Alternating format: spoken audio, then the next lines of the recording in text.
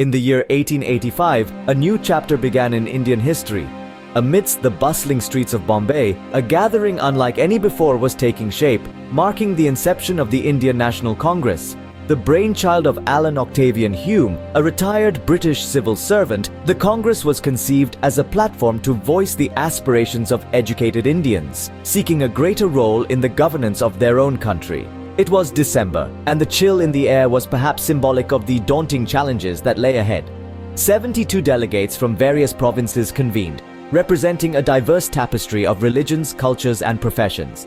This convergence of minds and ideals laid the foundational ethos of the Congress: unity in diversity.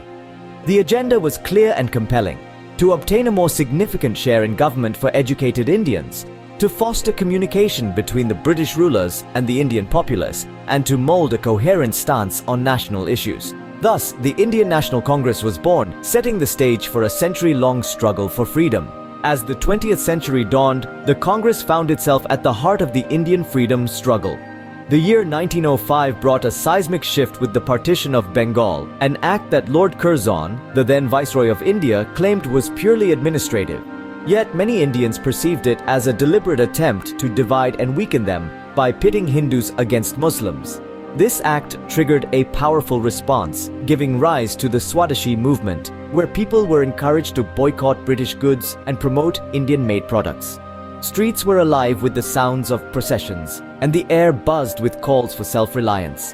As the movement gathered momentum, it also highlighted a growing rift within the Congress. On one side were the moderates, led by figures like Gopal Krishna Gokhale, who advocated for gradual reforms and collaboration with the British. On the other side were the extremists, fiery and impassioned, spearheaded by Bal Gangadhar Tilak, who demanded immediate self-rule and were not averse to direct confrontation.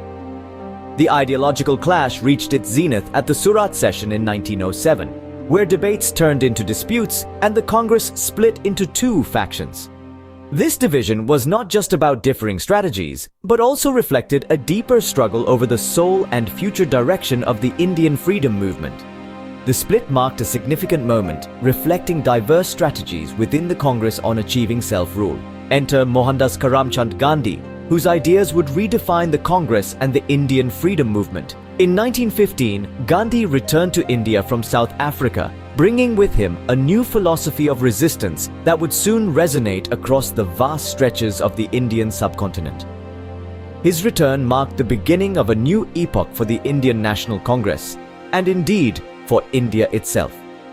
Gandhi's ascension within the Congress was meteoric, largely due to his unique approach of satyagraha, or non-violent resistance, which appealed to the masses who were weary of oppression but skeptical of violent revolt. This novel method not only challenged the British authority in a profoundly moral way, but also galvanized a previously fragmented Indian populace into a cohesive force. 1920 saw the launch of the non-cooperation movement, Gandhi's first major campaign under the Congress banner. This movement called upon Indians to withdraw from British institutions, return honors conferred by the British, and boycott foreign goods. The impact was staggering. Economic activities were disrupted, and the British colonial machinery felt a significant pinch. A decade later, in 1930, Gandhi initiated the civil disobedience movement, which further intensified the struggle. This time, Indians were urged to defy the British directly through acts like the Salt March, where Gandhi and thousands of followers made their way to the Arabian Sea to make their own salt, in peaceful defiance of the British salt laws.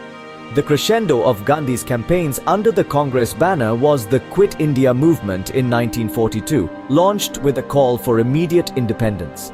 The British responded with massive force, yet the movement drew unprecedented support, demonstrating the depth of Indian unity and the effectiveness of non-violent methodology. Throughout these movements, Gandhi's philosophy of non-violence and civil disobedience did not just shape the tactical approach of the Congress, it intertwined Gandhi's own identity with the very soul of the Congress party. Gandhi transformed the Congress into a mass movement, bringing millions into the fold of the freedom struggle. 1947, a year of triumph and trauma. As the clock struck the midnight hour on August 15, 1947, India awakened to life and freedom, a moment long awaited and fought for with fervent passion and indomitable spirit. The Indian National Congress, at the forefront of the freedom struggle, had been instrumental in negotiating the terms of India's liberation from British colonial rule. Leaders like Jawaharlal Nehru, who took the mantle as the first Prime Minister of independent India, and Sardar Vallabhbhai Patel, the iron-willed statesman, played pivotal roles in shaping the destiny of the newly sovereign nation. However, the joy of independence was deeply marred by the partition of India into two separate nations, India and Pakistan. This division was not just a political separation, but a cataclysm that triggered one of the largest mass migrations in human history. Millions of people found themselves on the wrong side of new borders and were forced to flee their homes, leading to unprecedented waves of refugees, immense suffering, and loss of life. The violence that erupted during this period was staggering. Communal clashes consumed cities and villages, painting a picture of despair and sorrow on the canvas of freedom. The Congress leadership, despite their triumphant role in achieving independence, faced the daunting task of restoring peace and knitting a fractured society back together. As the new dawn of independence brightened the Indian skyline, the harsh realities of partition cast long shadows, marking the beginning of a complex journey of nation-building. While independence was achieved, the shadow of partition cast a long and painful shadow over the subcontinent. With independence secured, the Congress's journey was far from over. The baton of leadership swiftly passed to Jawaharlal Nehru, who became the first Prime Minister of independent India. His tenure from 1947 to 1964 was marked by ambitious visions and substantial reforms aimed at transforming India into a sovereign, socialist, secular, and democratic republic. Nehru's approach was rooted in the principles of what he termed scientific temper and included initiatives such as the establishment of institutions of higher learning and research. He also laid the foundation for a planned economy with the introduction of the first five-year plan in 1951. Focusing on agriculture, infrastructure, and industry to propel the nation forward. However, Nehru's era wasn't without its challenges. His policies, particularly in agriculture and foreign relations, faced criticism and created a platform for political opposition to build upon. Despite these hurdles, Nehru's enduring legacy of setting India on the path of modernization and development remains undisputed. Following Nehru's death, the mantle of leadership was inherited by his daughter, Indira Gandhi, who became the first woman Prime Minister of India. Her tenure was dynamic and controversial, marked by bold policy decisions. The nationalization of banks and the Green Revolution were significant milestones that aimed at improving agricultural productivity and financial inclusion. However, the most contentious period of her leadership was the emergency declared between 1975 and 1977. During this time, civil liberties were curtailed, press freedom was suppressed, and political opposition was rigorously imprisoned, which left a dark stain on the democratic fabric of India. After her assassination in 1984, her son Rajiv Gandhi took over. His leadership was characterized by efforts to lead India into the information age. He focused on technology and telecommunications, but his tenure was also marred by political scandals. The Congress not only fought for independence but also played a pivotal role in building modern India. As the 21st century rolled in, the Congress faced new challenges. The party, once at the forefront of India's independence movement, had to navigate a rapidly changing political landscape. In the 1990s, under the leadership of then Finance Minister Manmohan Singh, the Indian National Congress spearheaded a series of bold economic reforms. These reforms opened India's markets to the global economy, liberalizing the trade regime and modernizing the financial sector. This period of economic liberalization marked a significant pivot in India's economic policy, fostering growth and positioning the country as a rising global player. However, the winds of change brought with them new competitors on the political stage.